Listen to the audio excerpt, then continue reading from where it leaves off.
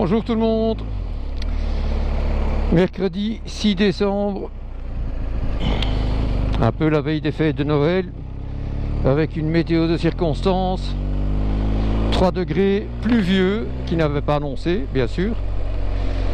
J'ai encore regardé ce matin, je dis, ah ben, il va faire sec, je vais pouvoir aller faire un petit tour. Ben non, pas de chance. Ben voilà, je suis quand même parti. Je me suis dit, tant pis, on y va. Je voulais faire cette petite vidéo pour vous informer d'un article que j'ai lu en allant sur le site de BMW. Donc quand BMW a sorti son support BMW Motorrad Connected, dans le même temps Apple a sorti un article en déconseillant d'utiliser ces supports. Donc maintenant, je ne sais pas si ça s'adresse à tous les smartphones, à tous les supports, à toutes les motos, je n'en sais rien.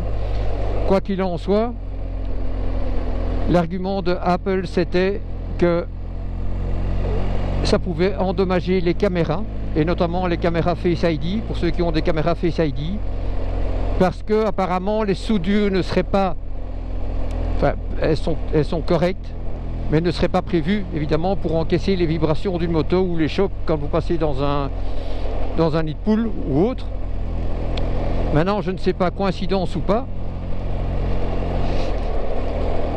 j'avais un iPhone 10S Max, je l'ai utilisé sur le support de BMW et quelques temps après, ma caméra Face ID est tombée en panne. Plus moyen de la faire fonctionner. J'ai fait les mises à jour, j'ai suivi tout le protocole que Apple conseillait et en fin de compte c'était définitif. Donc il disait même, attention, si vous remplacez la caméra Face ID, ce n'est pas pour ça que ça va fonctionner. Donc ben, j'ai essayé, hein, j'ai commandé la pièce. Et en voulant remplacer, bon, il faut savoir que moi, c'est rare que j'achète des smartphones neufs, parce que je trouve les prix vraiment exorbitants, surtout chez Apple. Et j'ai acheté cet iPhone 10 sur un site que tout le monde doit connaître, c'est Back Market. Je ne vais pas dire que c'est mauvais, parce que quand même le prix que j'ai payé, c'est quand même encore assez cher, je trouve, malgré tout. Mais ils ont tellement bien, en fait ils reconditionnent les appareils et puis ils les revendent. Je ne vais pas dire que c'est mal fait, mais ils l'ont tellement bien fait que quand ils ont recollé l'écran au châssis, ben, il était tellement bien collé que plus moyen de l'enlever. Donc j'ai essayé avec la ventouse. Qu'est-ce qui s'est passé? Mon écran s'est fissuré, enfin cassé carrément. Donc voilà, plus moyen d'utiliser. Donc j'ai dû racheter un smartphone et maintenant vous voyez que je ne le mets plus sur le support. Donc je ne peux que trop vous conseiller de vous renseigner auprès de votre fournisseur, savoir si votre smartphone est prévu pour mettre sur des supports moto, s'ils vont encaisser. Parce que ça vous coûte quand même assez cher. Bon, c'est vrai que vous pouvez maintenant, si vous avez un vieux smartphone,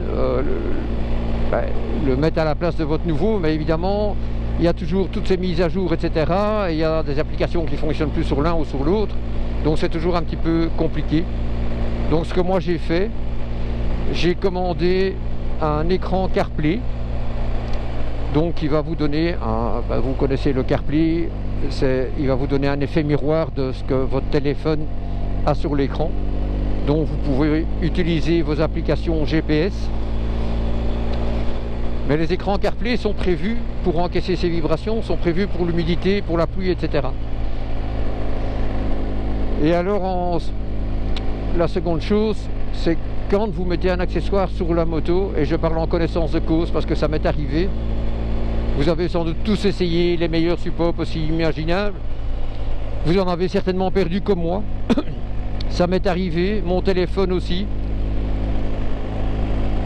Et ce qui se passe en ce moment-là, c'est que vous avez le réflexe de vouloir rattraper évidemment soit votre téléphone, votre caméra ou autre, ce que vous avez fixé sur la moto. Et ça peut être dangereux parce que vous faites une mauvaise manœuvre et vous pouvez vite vous retrouver dans les bas-côtés.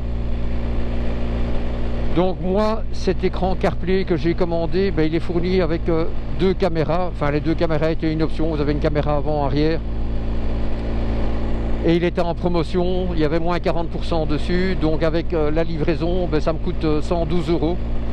Donc je préfère payer maintenant 112 € pour ça que de devoir acheter un smartphone, parce que les prix des smartphones maintenant, si vous voulez, oui, il y a un petit peu de capacité dessus, parce que vous avez beaucoup d'applications, des applications de navigation, etc. qui prennent, si vous téléchargez les cartes, ça prend beaucoup de place. Eh bien, éventuellement, faites ça, achetez un écran CarPlay et vous aurez quand même moins mal au ventre si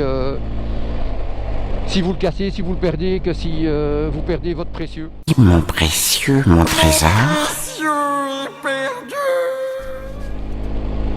Parce que tout le monde sait que ça coûte assez cher et ça va pas aller en diminuant, donc voilà.